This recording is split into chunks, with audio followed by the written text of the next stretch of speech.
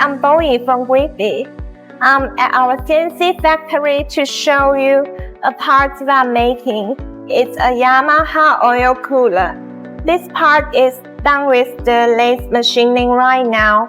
After this, we move on to CNC machining. Take this surface.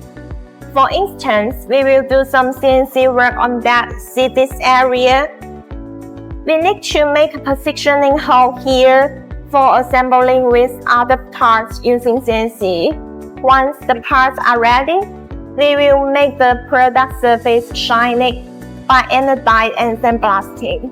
Also, I want to suggest that the inside part of the product needs to be very precise with a finish of RA0.8. If you need any customized parts or have any questions, just let us know anytime. Catch you next time. Thank you.